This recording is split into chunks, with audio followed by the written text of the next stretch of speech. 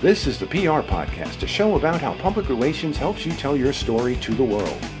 We talk with great PR practitioners who have the skills, creativity, and just plain savvy to get their clients noticed.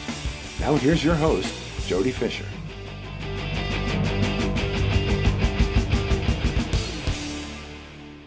Hey everyone, and welcome to the PR Podcast. I'm Jody Fisher. Thanks for joining us. We took a week off last week, and apologies for that. We had a guest fall through at the last minute, and I didn't have a backup, so my bad.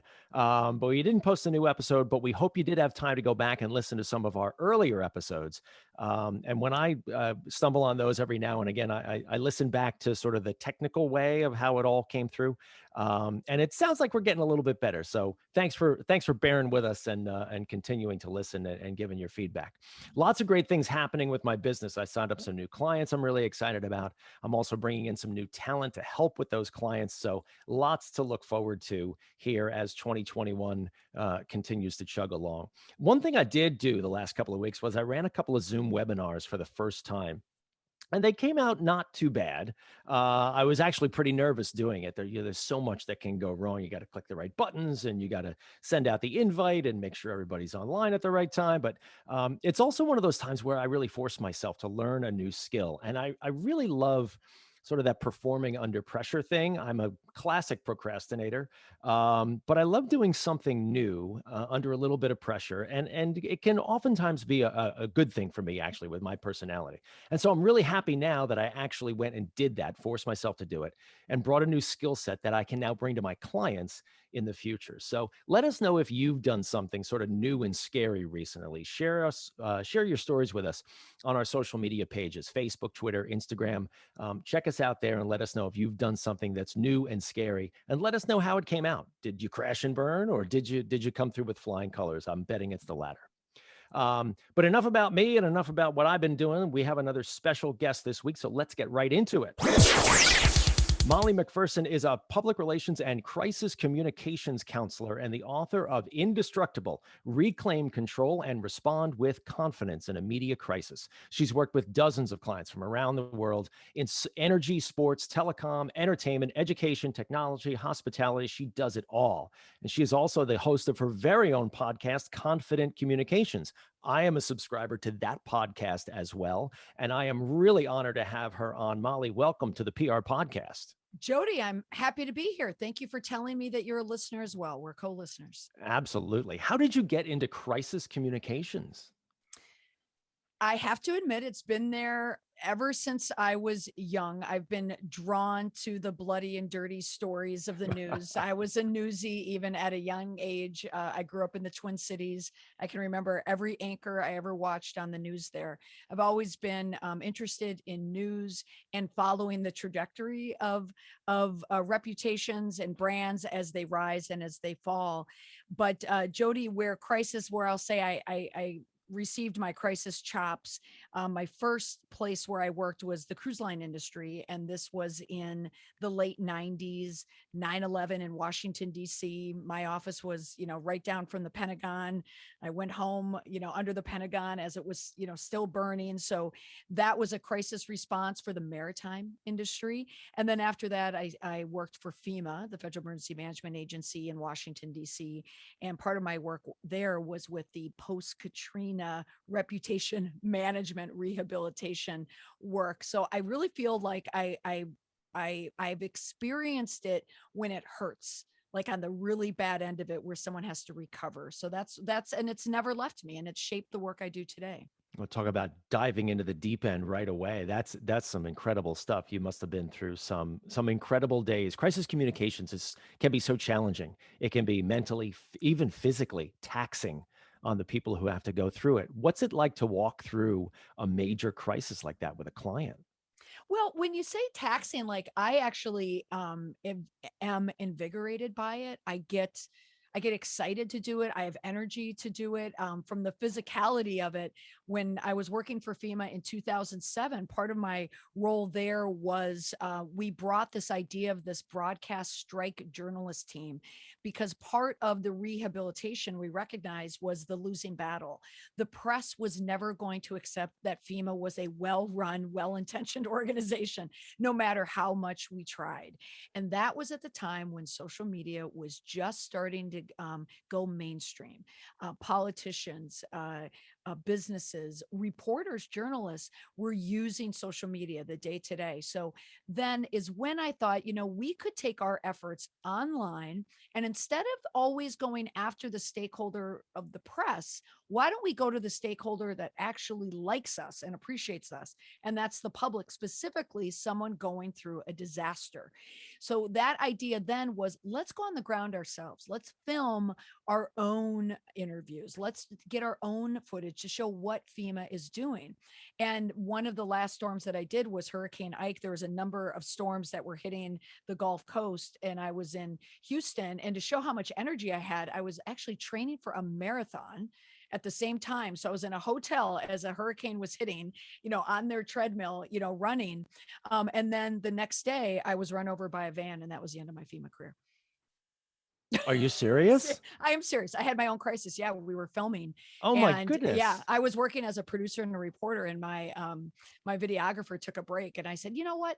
I'm going to pick up the camera. You've been lugging it around, and so I was filming, and the police was trying to get everyone to get out of the way, and there was a van there that was trying to take all. This was the day after the hurricane. We were giving away water and ice, and they got out of line, and the police officer was telling them, get out of here, and they did, but they did it by running over me. Oh, yeah. So how's that for a story? I'm kind of speechless there. That's amazing. Obviously you recovered. What, did you spend time in the hospital or? Jody, I recovered, but sadly I never ran a marathon again. It was the end of my marathon running.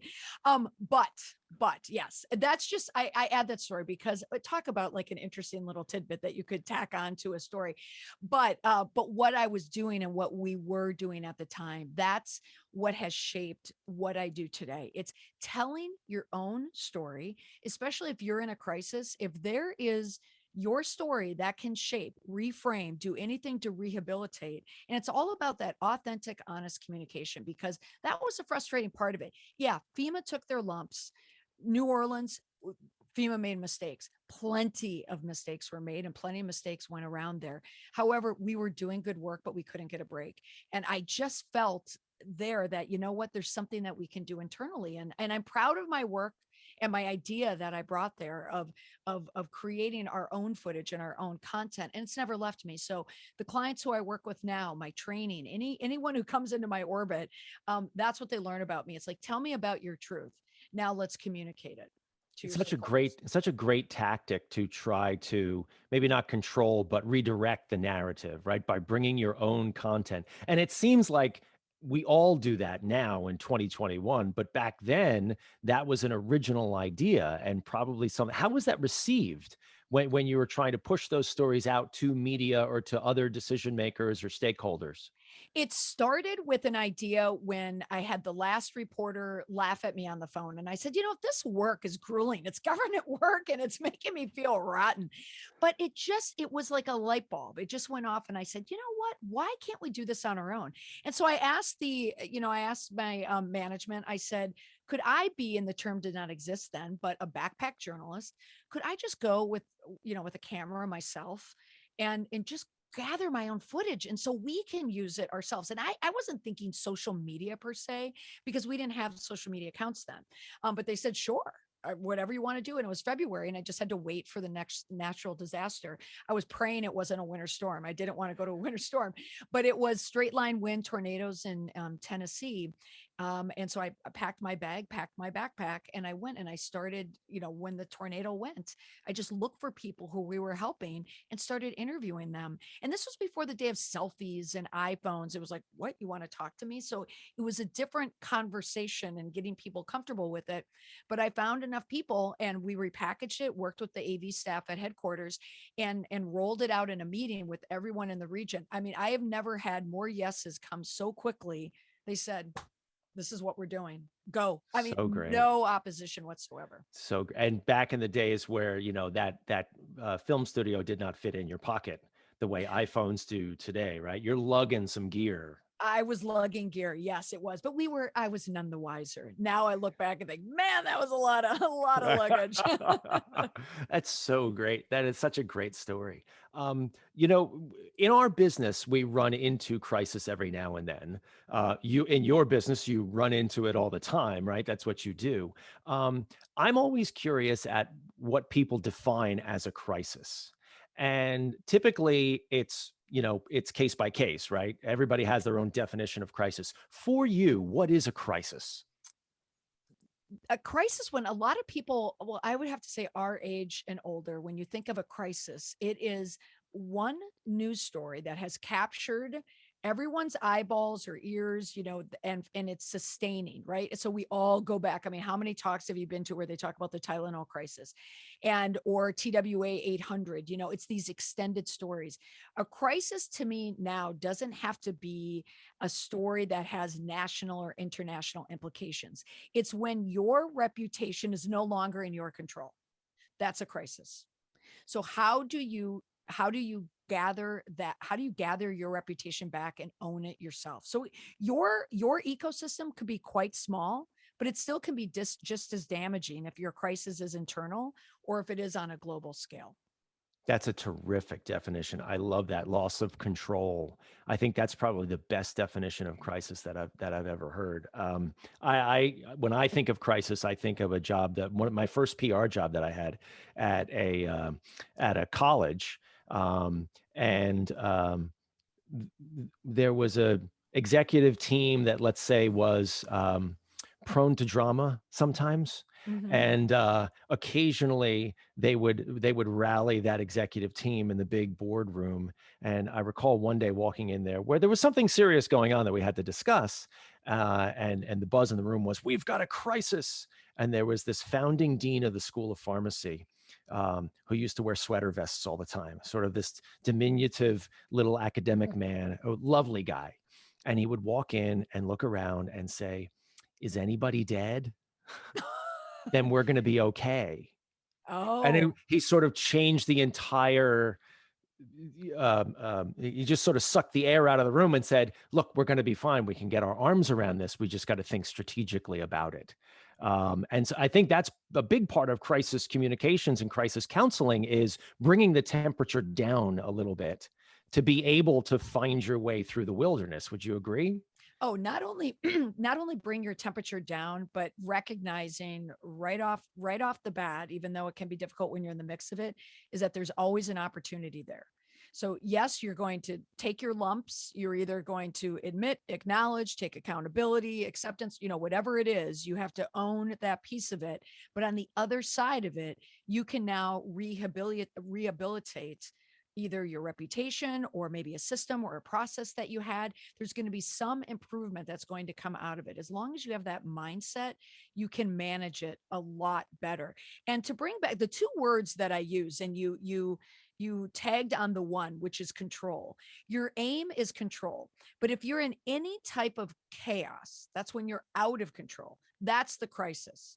But as soon as you can contain it and you say you have some semblance of control, now you're working yourself out of the crisis. And now your next steps are for rehabilitation and how you're going to do that. And when you're working with your clients, through these crises, eventually there's that moment where the crisis has subsided and you can kind of, I don't want to say get back to normal, but get the train back on the track that it's supposed to be on. Whatever there is the reason that the business wakes up in the morning and does what it does, right?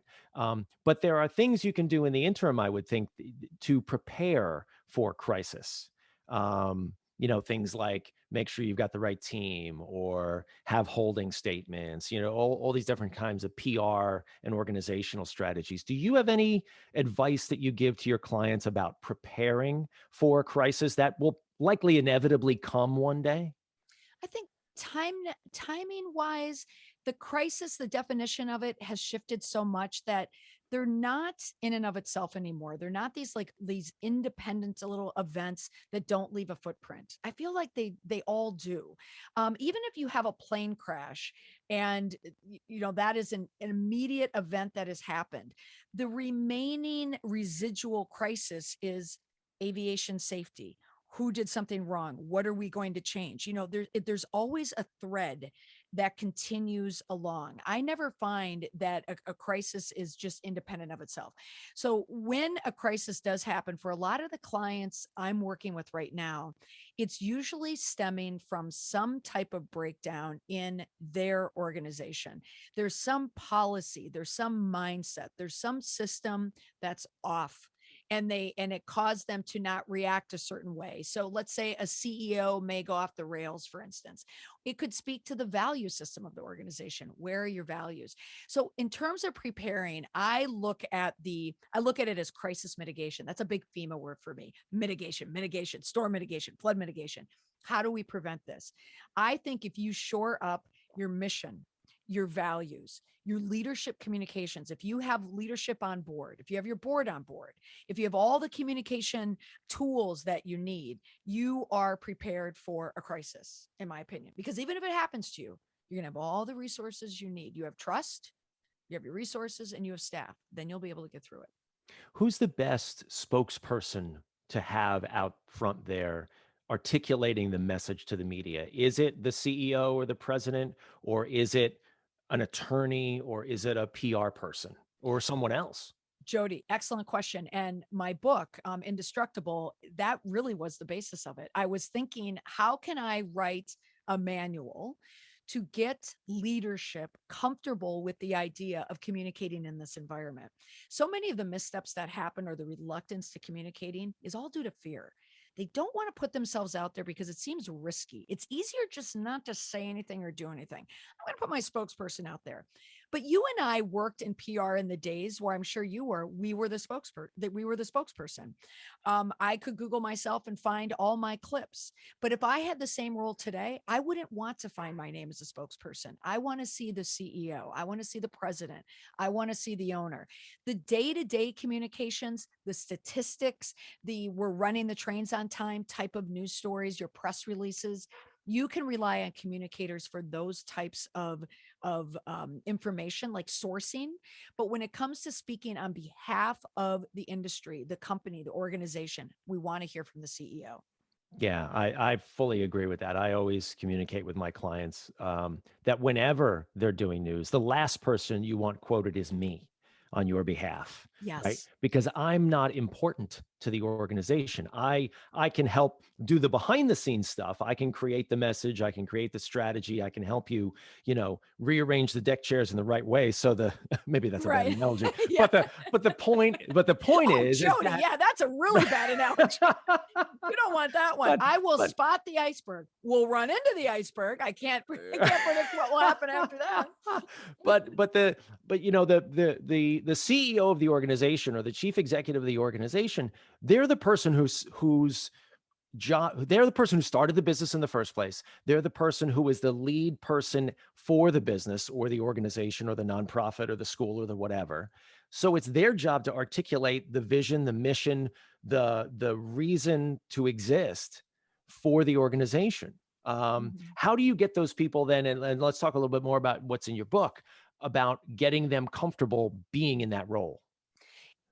It's having them understand truly the power that comes from it. You can validate your work, your hard work, all the work that you put towards getting to that point to be the leader where you are, no matter what level you are. But if you lead something, there's a validation process there. I mean, you've done the work, and you're not as likely to put the risk in to lose it all because of one tweet or because of one interview. That's where the risk comes down.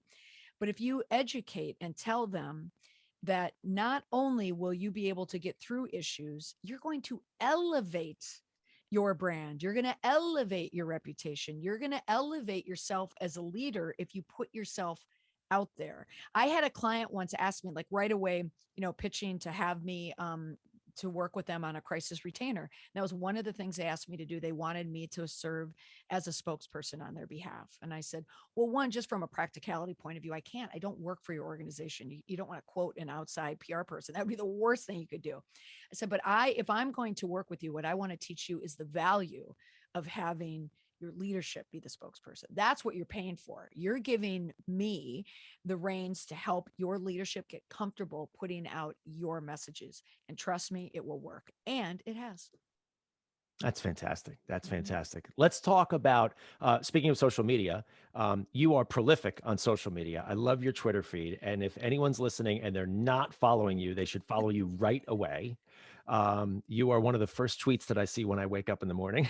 Really? I don't know how prolific I am. absolutely. Okay. Oh, All right. I think do you're terrific. It's my go-to. It is And, definitely a and go-to. so this week, and you had some thoughts on Twitter on this too, and I want to get into this. Peloton had themselves quite a week. Now, I think you're a Peloton member. I know I am. I am. Okay. Yeah. I am. And I actually wasn't gonna. We got the bike pre-pandemic, and my wife wanted it, and I was one of these. I don't like riding bikes, guys. But long story short, I used it and I love it, so I'm a fan, right? But they had themselves quite a week with the announcement about their tread, and in fact, this was sort of the culmination of something that was building for several weeks, I think. And for those who don't know, long story short, they had a recall on their treadmills. There was a child that actually died in a horrible accident related to a treadmill. There were some other issues with people who got injured. And then there was another treadmill, they have two of them, that apparently the screen could fall off for some manufacturing reason or something like that. But long story short, they had a bit of a crisis this week where they were forced into this action of recalling or remedying all their treadmills. You said you had some thoughts on sort of the way things went for them this week, and I'm curious. Yeah, I've been watching them for a while. I mean, certainly when they had the blowback from their Christmas ad of the woman running in the Boston apartment, Yes, absolutely. Which I loved that story. And I'll admit, The husband who gave his wife the Peloton. Yes, because he loved her so much. So he wanted her to get in shape and lose weight. Right. So I was all about the snark with the Peloton until March last year, the pandemic, when I was speaking on the road and I knew I was going to be shut down. I thought I may have to rethink my relationship with Peloton. I think I may want to jump on that bandwagon. So I have been a user. Now, what's interesting about this Tread Plus happening, one, I'll start here. I wanted a Tread Plus. I thought sometime in my lifetime, I need a Tread Plus, right? We were all set to get one.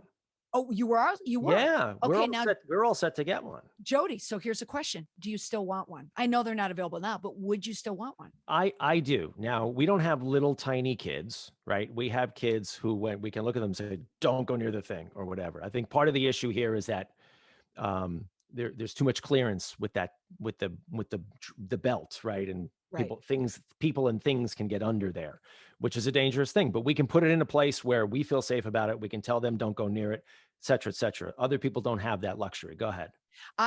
So now it changed for me. Now I've wanted this. I've coveted the Tread Plus. I thought, okay, I'm going to come up with my savings so I can get this.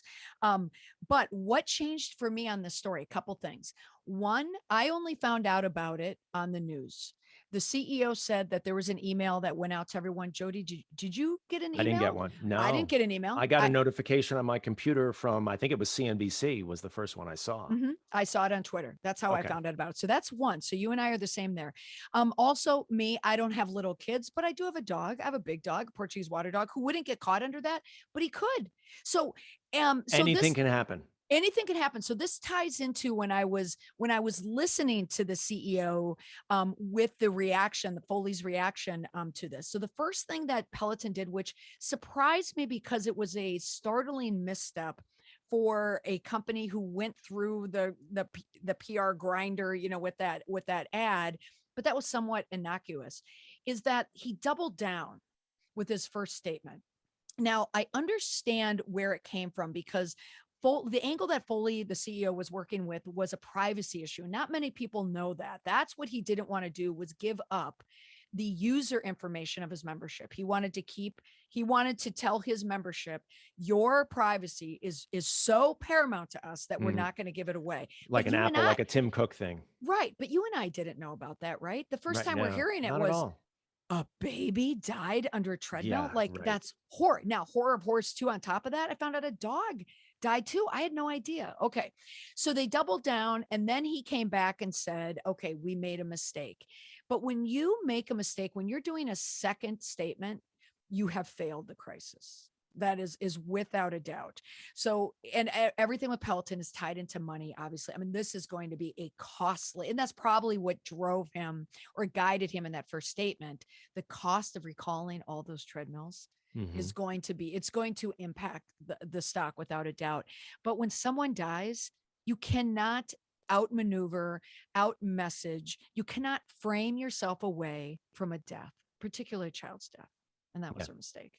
Yeah, and it goes back to the story that I just told about. Did anybody die? I mean, literally, Right. somebody died. Somebody died. You've got a major 5-alarm fire crisis, and you can't, as you said, maneuver your way out of that. It's simply, we were wrong. We're gonna fix it. Here we go. And Right? yeah, and the other piece of it too is I do wonder about the membership communication, that internal communication piece. I looked at my emails. I never saw an email. And what was curious, the other night I was watching the Red Sox and I was reading about Peloton because I wanted to read the statement. So I went to the Peloton Facebook page. I don't know if you're a member of that page. Mm-hmm. So I started looking to see who's chatting about it. And I stumbled up on one of the posts from a woman who asked, she took a picture. There's a lot of, there's a lot of tech troubleshooting on that page. Oh yes. She said, there's a lot of residue on my Tread Plus, this black residue that's coming off of the tread. Does anyone know what I could do about it? And everyone was giving her advice. Well, you could use a broom. Oh, it's normal. And I said, is anyone mentioning the bigger problem is that someone could die on this tread?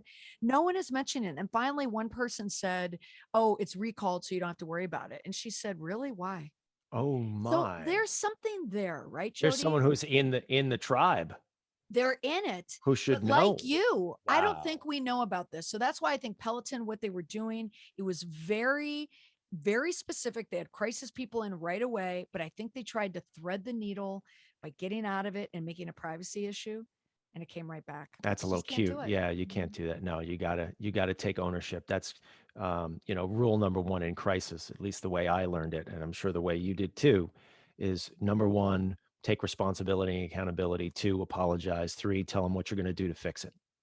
It's as That's my simple, framework it's right as there. simple as Yeah. that, right? And It and is. and that takes care of today, because crises also, to me, crises like these are ones that have a little bit of a life, and there's sort of these cycles that you have to work your way through to get back to where you are, as you put it, back in control of your own narrative, right? Mhm. And it doesn't, and everyone's instinct is like, okay, flip the switch, make it right, make it okay.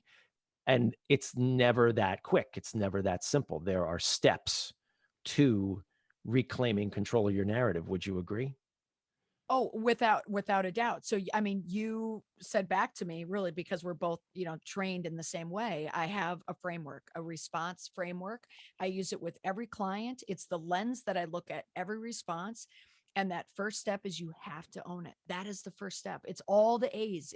It's admitting, it's acknowledging, it's apologizing, it's accepting, accountability, all of it. The public is asking and wanting that right away. That's the expectation. The second step is then you have all the time in the world, you can explain it, explain why it happened. And then that third step is what are your plans and promises for the future? The mistake that most people make, and Peloton did the same thing, they start with step two, which is we're explaining it. Let me just tell you, what's going on here.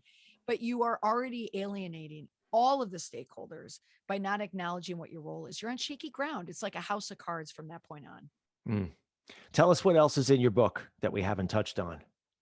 Oh, geez. Well, we certainly have to leave more so people will be left wanting, There of you course. go. There you go. No, but a lot of it is it's really a playbook about confidence. It's how to build confidence in this age to get people communicating and feeling comfortable communicating, understanding the jujitsu. You take that fear, but you communicate, you put yourselves out there, and it actually makes you stronger. You will get through a crisis. You will get through anything, even the proactive. The more that you have that comfort level, especially if you're not a digital natural, the millennials and younger, they grew up with technology. They grew up with it in their back pocket. They're used to putting themselves out there. The rest of us, like, we're digital misfits. Like, we're unsure at all time how to do it. This is a playbook to recognize, you know what? We get it. We get it. You didn't grow up like this, but let me guide you and show you a playbook for how to get more comfortable doing that and how to be more authentic. All right. I am getting off the podcast after our conversation, and I am purchasing my copy of Indestructible for sure. I'm going to do one thing, though. I'm going to send it to you. I want you to sign it for me, and then I'll get it back because I have a nice little collection of author signed books, and I want yours to be one of them for sure. Jody, I want it seen hanging in that office of yours right after that, right on the There shelf. you go. I will put it right over my shoulder. Absolutely. Well, this has been a great conversation, Molly. Thank you. We're going to transition into the rapid fire question section of our podcast. And this is where we steal a page from inside the actor's studio. We ask our guests a series of rapid fire questions meant to elicit just a 1 or 2 word answer, the James Lipton style. So with your indulgence, here we go. Rapid fire question number 1. What is your favorite news source? Twitter. Right. There's a caveat there. It's not just the hoi polloi on Twitter, is that it's using it for all of the news at once. So that's where I go for my breaking news. Aggregation style. I do the same thing, but now you may want to change that answer because rapid fire question number 2 is, what is your favorite social media platform? Oh, I see what you did there. I'm gonna throw a fastball at you here. TikTok. Oh, that's a good one. I am so bad at TikTok. I'm so bad. I'm fascinated by it, but I'm so bad at it. That's why it's my favorite. I'm a lurker. Okay, you and me both. One way. We will lurk over here in the corner and watch all the TikTokers. Rapid fire question number 3. Coffee or alcohol? Depends on the time of the day. Every day it's coffee. When I'm having a blast, it's alcohol. Very good. Very good. Rapid fire question number 4. What is your favorite on the run food? Oh, I thought you were going to say on the run. I have celiacs. I have to eat gluten-free, which is the absolute worst thing to try and work your way on. But this is a good question. We're going to go back to my coffee, or we're going to go to some gluten-free protein bar for on the run. Awesome. Boring. Awesome. Yeah, just like gluten-free food. Boring. It's what gets the job done. I like that, Jody. Framing. It gets the job done. When I was a reporter, it was fast food. I just had to, because I was in the car all the time, driving back and forth. It was awful. I could barely fit in the car after a certain point.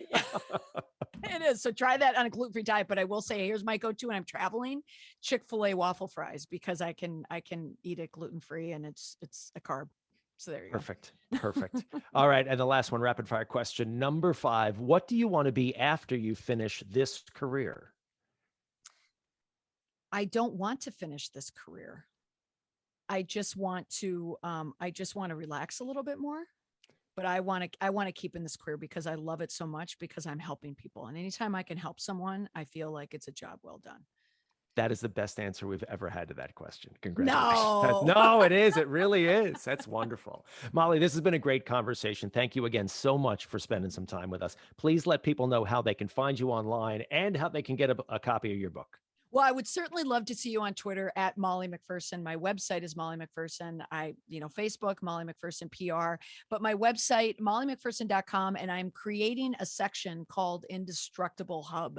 It's where I'm going to put a lot of my content. You can find information on my book, but just free trainings, free downloads, and that's going to be coming soon. Fantastic. Molly, thank you very much again for spending time with us. Good luck with the book. We'll eagerly watch how it climbs the charts. And thank you everyone for listening. Please remember to subscribe to the show, connect with us on Facebook, Twitter, and Instagram at the PR Podcast. Send us a question or a comment there. Our intro is by Christopher Appold. You can find him and his fantastic photography on Instagram at Christopher_APPOLDT. Check him out there and hire them for all your photography needs. You can find me online at Jody Fisher on all the socials and on the web at jodyfisherpr.com. We'll see you next time on the PR Podcast.